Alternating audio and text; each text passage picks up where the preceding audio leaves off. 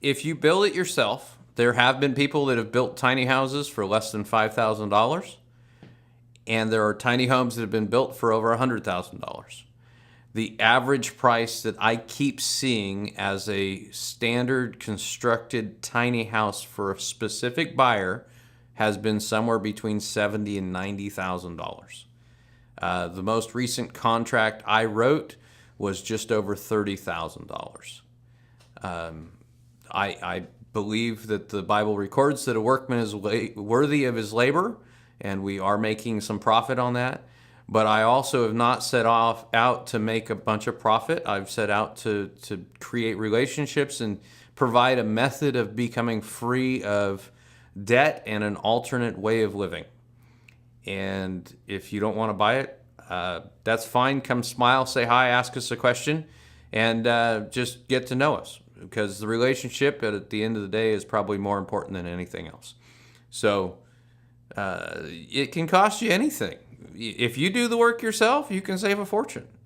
If you hire the wrong person to do it, you might end up with everything out of square and you paid $65,000. The style of life is less expensive than living in a stick frame home. You're heating and cooling less space depending on the climate you're in. You, typically speaking, don't clean as much, don't have as many outdoor expenses, and I'm going to equate your time with money, because you can either have time or you can have money, but you have to spend time to get money. And so in this regard, you're going to be able to have more time, and you can use that time to pursue more of an income, or you can use that time, as I'm choosing to do, and pursue more time with my family and investing in my family and things like that. So in overall real costs, I feel that it's significantly cheaper both in time and cost to live in a tiny home. That obviously will vary on a number of things. Are you purchasing ground? Are you leasing ground? Many of the people who've built tiny homes or purchased tiny homes have gone out and leased a small space or a portion of a plot of land, or they're caretakers for somebody on a plot of land.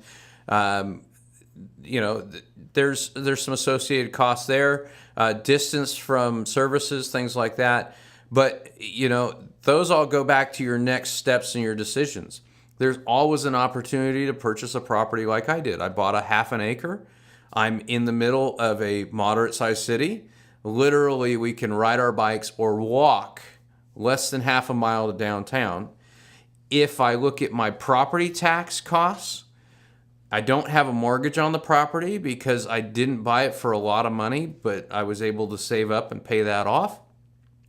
So I have property taxes, I have power, I have water, I have city sewer and garbage, and I have an internet service provided at my house. It costs me less than $300 a month to do all those things. And if you're paying more than $300, maybe it's because you want to, and maybe it's because you have a different situation, or maybe the cost of the property was different.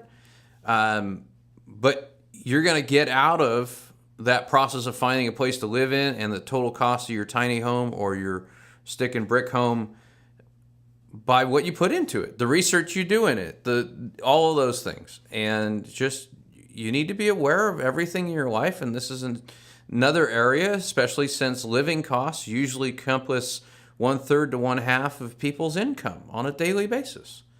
So at Tiny House Tool, we want you to be thinking about those things. Is it more comfortable in a standard stick frame house for you? Then you probably shouldn't buy a tiny house if you don't like that style of living. If you're okay with this style of living, but you want certain things, you need to look around for the builder that does it. If you want a lightweight, movable structure, I'm pretty much your only option. So at Tiny House Tool, we're building different.